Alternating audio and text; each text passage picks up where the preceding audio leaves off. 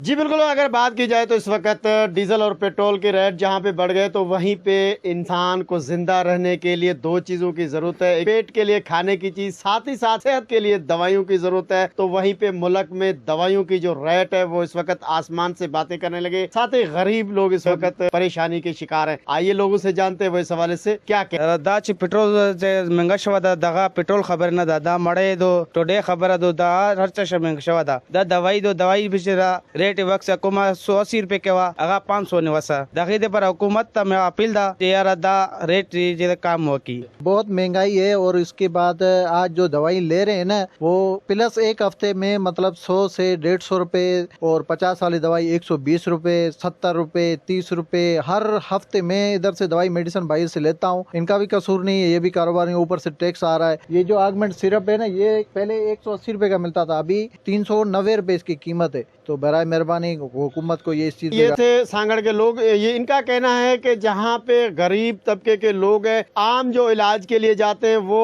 डॉक्टरों की फीसों से तंग है। तो साथ ही वहीं पे जो मेडिसिन है आए रोज इनके रेट 50 रुपया 70 रुपया 100 रुपया बल्कि 150 तक भी फी जो आइटम है वो महंगे हो रहे हैं। इन्होंने मुतालबा किया हुकूमत से कि फिल और जो अद्वियात है जो रोज बरोज बिना वजह बढ़ती जा रही है इनको कंट्रोल किया जाए ताकि आम लोगों को रिलीफ मिल सके। कैमरामैन टीम के साथ सागर दीन मोहम्मद बलोच, वॉच न्यूज, सांगड़।